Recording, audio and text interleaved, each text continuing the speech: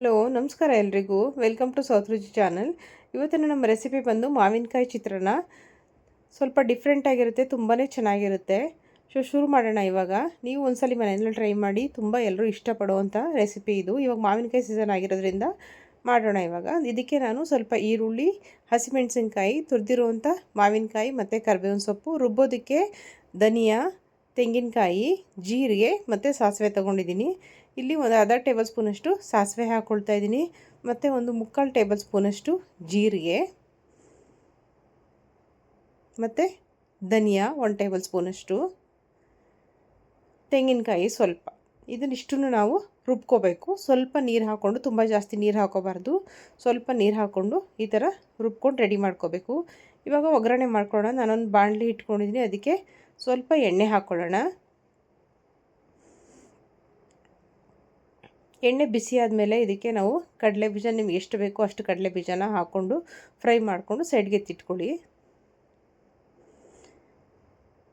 ಕಡಲೆ ಬೀಜ ಎತ್ತಿಟ್ಕೊಂಡು ಲಾಸ್ಟಲ್ಲಿ ಹಾಕಿದ್ರೆ ಚೆನ್ನಾಗಿರುತ್ತೆ. ಇದ್ರ ಜೊತೆನೇ ಹಾಕ್ಕೊಂಡ್ರೆ ಅಷ್ಟು ಟೇಸ್ಟ್ ಬರಲ್ಲ. ಹಾಗಾಗಿ ನಾನಿವಾಗ ಸ್ವಲ್ಪ ಎಣ್ಣೆ ಹಾಕ್ಕೊಂಡು ಅದಕ್ಕೆ ಸಾಸಿವೆ ಹಾಕೋತಾ ಇದ್ದೀನಿ, ಮತ್ತು ಸ್ವಲ್ಪ ಕಡಲೆಬೇಳೆ 1.5 ಟೇಬಲ್ ಸ್ಪೂನಷ್ಟು, ಉದ್ದಿನಬೇಳೆ 1 ಟೇಬಲ್ ಸ್ಪೂನಷ್ಟು.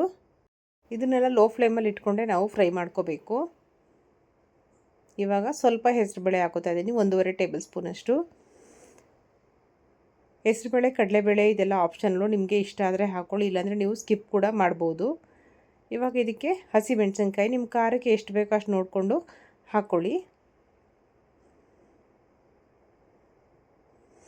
ಹಸಿಮೆಣಸಿನ್ಕಾಯಿ ಸ್ವಲ್ಪ ಫ್ರೈ ಆದಮೇಲೆ ಇದಕ್ಕೆ ಈರುಳ್ಳಿ ಹಾಕೋತಾ ಇದ್ದೀನಿ. ಈರುಳ್ಳಿ ಕೂಡ ಆಪ್ಷನಲ್ಲು, ನಿಮಗೆ ಈರುಳ್ಳಿ ತುಂಬ ಇಷ್ಟ ಆಗುತ್ತೆ ಅನ್ನೋದಿದ್ರೆ ಹಾಕ್ಕೋಬೋದು, ಇಲ್ಲಾಂದರೆ ಈರುಳ್ಳಿ ಹಾಕೋ ಅವಶ್ಯಕತೆ ಏನೂ ಇರೋದಿಲ್ಲ. ಇದಕ್ಕೆ ನಾವು ಬರೀ ಹಸಿಮೆಣಸಿನ್ಕಾಯಿ ಹಾಕ್ಕೊಂಡು ಕೂಡ ನೀವು ಇದನ್ನು ಮಾಡ್ಕೋಬೋದು. ಮೊದಲೇ ಮಸಾಲೆ ಇರೋದ್ರಿಂದ ಏನು ಅವಶ್ಯಕತೆ ಇರೋಲ್ಲ. ಸ್ವಲ್ಪ ಕರಿಬೇವಿನ ಸೊಪ್ಪು ಹಾಕ್ಕೊಂಡಿದ್ದೀನಿ, ಮತ್ತು ಸ್ವಲ್ಪ ಉಪ್ಪು ಹಾಕ್ಕೊಂಡು ಈರುಳ್ಳಿ, ಹಸಿಮೆಣಸಿನ್ಕಾಯಿ, ಕರಿಬೇವಿನ ಸೊಪ್ಪನ್ನೆಲ್ಲ ಸ್ವಲ್ಪ ಆಡಿಸ್ಕೋಬೇಕು. ತುಂಬ ಜಾಸ್ತಿ ಬೇಯಿಸೋಕ್ಕೆ ಹೋಗಬಾರ್ದು ಈರುಳ್ಳಿನ. ಸ್ವಲ್ಪ ಅರಿಶಿನ ಪುಡಿ ಇವಾಗ 1/4 ಟೇಬಲ್ ಸ್ಪೂನಷ್ಟು ಎಲ್ಲ ಹಾಕ್ಕೊಂಡು ಒಂದು ಸಲ ನೀಟಾಗಿ ಮಿಕ್ಸ್ ಮಾಡ್ಕೊಳ್ಳೋಣ. ಇವಾಗ ಇದಕ್ಕೆ ತುರಿದಿರುವಂಥ ಮಾವಿನಕಾಯಿ ಹಾಕೋತಾ ಇದ್ದೀನಿ. ನಾನು ತುಂಬ ಹುಳಿ ಇರುವಂಥ ಮಾವಿನಕಾಯಿ ಇಲ್ಲಿ ತೊಗೊಂಡಿಲ್ಲ, ಸ್ವಲ್ಪ ಮೀಡಿಯಮ್ ಹುಳಿ ಇದೆ ಆ ಥರದ್ದು ತೊಗೊಂಡಿರೋದು ನಾನು. ಸ್ವಲ್ಪ ಇನ್ನೇನು ಹಣ್ಣಾಗುವಂಥ ದೋರ ಹಣ್ಣು ಅಂತ ಹೇಳ್ತಾರಲ್ಲ ಆ ಥರದ್ದು ತೊಗೊಂಡಿದ್ದೀನಿ, ಏಕೆಂದರೆ ಹುಳಿ ಕಮ್ಮಿ ಇರುತ್ತೆ ಅಂತ ಹೇಳಿ. ಇವಾಗ ಇದಕ್ಕೆ ನಾವು ರುಬ್ಕೊಂಡಿದ್ವಲ್ಲ ಆ ಮಸಾಲೆನ ಆ್ಯಡ್ ಮಾಡ್ತಾಯಿದ್ದೀನಿ. ಮಾವಿನಕಾಯಿ ಸ್ವಲ್ಪ ಸಾಫ್ಟ್ ಆದಮೇಲೆ ಈ ಮಸಾಲೆನ ಆ್ಯಡ್ ಮಾಡ್ಕೋಬೇಕು. ಆ್ಯಡ್ ಮಾಡಿಕೊಂಡು ಮೀಡಿಯಮ್ ಉರಿನಲ್ಲಿ ಇಟ್ಕೊಂಡಿದ್ದನ್ನು ನೀಟಾಗಿ ಬೇಯಿಸ್ಕೋಬೇಕು. ಸ್ವಲ್ಪ ಎಣ್ಣೆ ಬಿಡೋದಕ್ಕೆ ಸ್ಟಾರ್ಟ್ ಆಗುತ್ತೆ, ಗೊತ್ತಾಗುತ್ತೆ ನಮಗೆ ಆವಾಗ.